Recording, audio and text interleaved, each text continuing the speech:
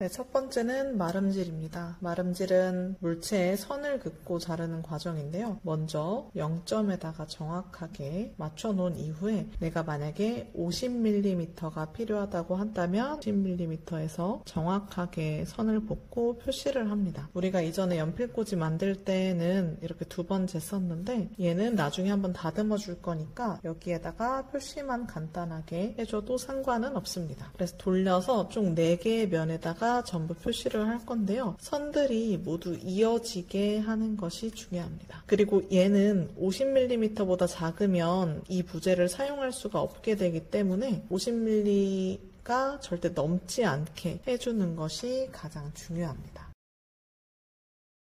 이번에는 칼질입니다. 칼은 30도 칼이기 때문에 매우 뾰족해요. 그래서 손이 다치지 않게 조심하시고요. 칼을 자르는 방향 아래서는 이 엄지손가락이 베이지 않도록 조심히 잡고 진행해 주시면 됩니다. 칼은 이 정도 꺼내서 빼주시면 되겠고요. 칼을 잡는 자세는 이렇게 말아 쥐듯이 잡고 검지로 이 끝을 고정해 주시면 됩니다. 그러면 더 안정감 있게 자를 수 있어요. 여기 검은색으로 우리가 표시를 잘 해놨지만 얘보다 안쪽으로 자르거나 얘를 자르면 안 돼요. 얘보다 2-3mm 여유 있는 곳으로 잘라주시면 됩니다. 이 재료가 나무이다 보니까 끝에 톱밥이 생길 수도 있고 거스름이 떨어져 나갈 수도 있어요. 그래서 얘보다 2-3mm 여유 있는 만큼 잘라서 해볼게요. 얘는 썰듯이 잘라주면 되고요. 대부분 잘 잘려서 한 번에 잘리는데 혹시 너무 단단한 목재가 걸렸다면 이렇게 발사목을 회전시켜가면서 반쯤 자르고 또 회전시켜가면서 반쯤 잘라도 무방합니다. 그래서 이렇게 모든 면을 잘 맞게 잘랐을 때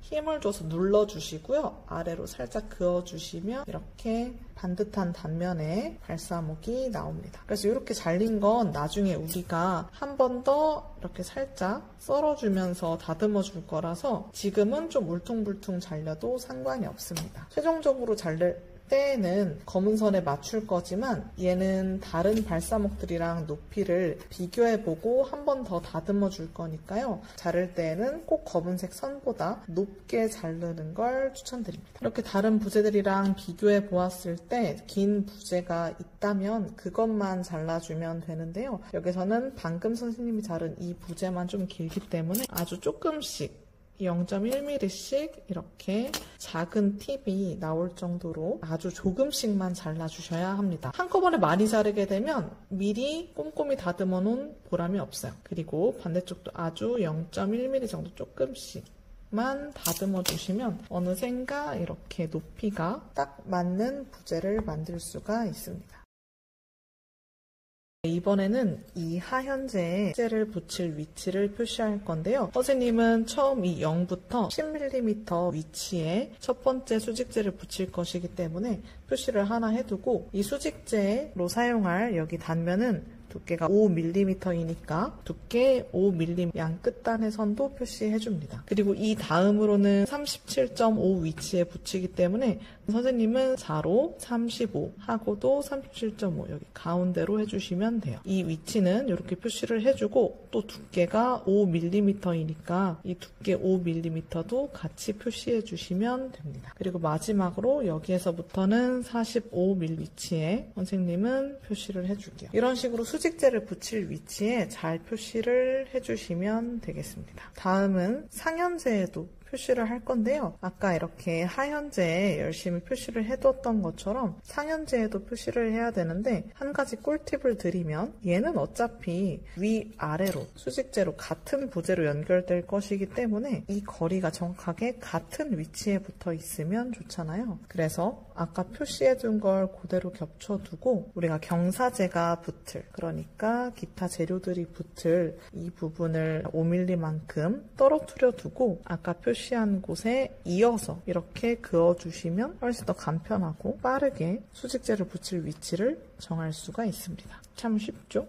이렇게 하면 상현재와 하현재 모두의 수직재가 붙을 위치를 정했어요. 선생님의 소중한 하현재와 상현재 그리고 수직재들인데요. 이 수직재들은 붙이기 전에 미리 높이를 미리 맞춰보세요. 이렇게 내가 딱 잡았을 때 혹시 너무 길거나 너무 짧은 게 있다면 그 부분은 지지하기가 힘들기 때문에 이렇게 맞춰보면 되는데 손으로 들면 잘 알 수가 없으니까 얘를 딱 붙여서 두 상현재, 하현재 사이에 넣어보세요. 그럼 이렇게 했을 때 0.1mm의 오차는 크게 상관이 없지만 유난히 짧거나 유난히 긴 블럭이 있다면 그 블럭은 다시 만드는 것이 좋습니다. 내가 여유 부재가 없다면 새 발사목을 신청할 수 있지만 새 발사목을 하나 받을 때마다 마이너스 1점입니다. 이렇게 해서 높이 비교를 했을 때 다 괜찮다면 이제 붙여볼 건데요. 붙일 때는 목공풀이 필요해요. 이 목공풀을 가지고 붙여보도록 하겠습니다. 먼저 여기 이 단면에다가 목공풀을 짤 건데요. 목공풀은 아주 소량만 짜도 됩니다. 이 정도만 짜도 돼요. 그리고 얘를 붙일 때는 먼저 하현재에다가 5개 먼저 다 붙이겠습니다. 그리고 얘를 그냥 붙여도 되지만 그냥 붙이는 것보다 다른 부재에다가 이렇게 묻혀서 골고루 펼친 다음에 묻혀주는 것이 좋은데요. 안 붙은 면이 있네요. 그러면 다시 더 골고루 얇게 펴주시고요. 지난 학기에 겪어봤듯이 목공풀이 무조건 많은 것이 능사가 아닙니다. 아까 표시해뒀던 자리에 정확하게 붙여주시면 돼요. 그리고 초간 눌러주시면 됩니다. 누를 때는 수직으로 눌러줘야 되고 기울어지면 강도가 확연히 떨어져요. 그래서 꾹 10초간 눌러준 다음에 손을 떼주신 다음에 다른 친구들이 건드리지 않게 유지해 주시면 됩니다. 내가 모양을 잡겠다고 해서 얘를 막 건드리면 오히려 강도가 떨어지니까 처음에 눌러줄 때 잘 눌러주고 그 다음부터는 이렇게 잠시 기다려주면 돼요. 기다리는 동안에 다른 수직재도 붙여볼게요. 얘도 여기에 목공풀을 소량 짜고 다른 부재에다가 이렇게 펴서 발라주세요. 그러면 두 면에 골고루 발렸는지 확인을 하고 잘 발렸네 싶으면 표시했던 자리에 정확하게 눌러주시면 됩니다. 얘도 10초간 꾹 눌러줄게요. 선생님은 보여주기 위해서 빨리 손을 뗐지만 여러분들은 좀 더 잘 천천히 꼼꼼히 눌러주시기 바랍니다. 이 마지막 면도 마찬가지로 이렇게 짜서 눌러주면 되는데 선생님 제가 느끼기에 이 마지막 면은 끝이 좀 오돌토돌한 것 같아요. 그러면 붙이다가도 아주 살짝 다듬어 주셔도 괜찮습니다. 대신 다듬을 때는 길이를 다듬는다는 느낌이 아니라 끝에를 아주 살짝 가루만 날린다는 느낌으로 이렇게 아주 살짝 해주시면 되겠고요. 선생님은 시연 때문에 들어서 보여줬지만 여러분들은 꼭 모든 칼질 이렇게 작은 가루를 날릴 때도 꼭 놓고 이렇게 가루를 날려주시면 되겠습니다. 이 정도. 선생님이 아주 소량 잘라냈죠. 거의 얇기가 이 정도예요. 그러니까 여러분들도 절대 많이 잘라내지 마시고 이만큼씩만 잘라내시기 바랍니다. 그래서 마음에 드는 단면이 나왔으면 얘도 이렇게 짜서 눌러주면 되는데 얘는 마지막 부재니까 그냥 붙여도 좋고 아니면 상현재 붙일 거니까 여기 위에다가 묻혀주셔도 됩니다. 이렇게 해서 골고루 본드가 묻었다면 마지막 자리에 안착시켜 볼게요. 얘도 마찬가지로 꾹 눌러주는데 절대 좌우로 흔들면 안 돼요. 위에서 아래로 눌러주기만 하면 됩니다. 이런 식으로 풀칠하시면 끝이에요. 자, 아까 하현재에다가 수직재를 잘 붙였다면 이번에는 위에다가 이렇게 본드를 쫑쫑쫑쫑 짜주시고요.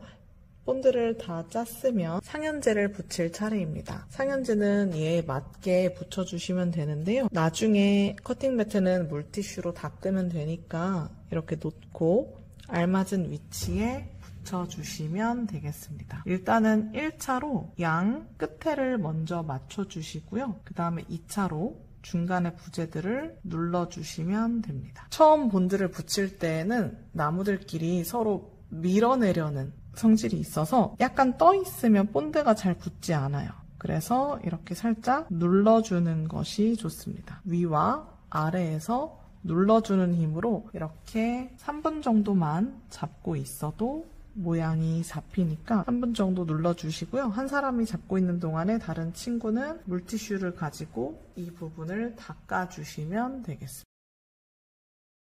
자, 이제 상현재와 하현재 그리고 수직재가 다 붙었다면 이번에는 경사재를 만들 차례인데요. 경사재는 이렇게 발사목을 가져다 대보고 여기에 맞는 길이에 맞게 선을 그어주시면 됩니다. 위에서 정확히 봤을 때 이곳을 자르면 알맞게 들어가겠다 싶을 만큼 이렇게 어림잡아서 선을 그어주시면 되는데요. 위와 마찬가지로 아래도 정확하게 위에서 본 곳에서 연필로 그어주시면 됩니다. 이 연필 자국보다는 칼질을 더 크게 할 건데요. 칼은 조심히 잡고 방금 그렸던 연필 선보다 조금 더 여유 있게 잘라주시면 됩니다. 마찬가지로 반대편도 조금 여유 있게 잘라볼게요. 그럼 이렇게 보통 거스름이 생기는데 이 거스름이 생기기 때문에 여유 있게 잘라주는 거예요.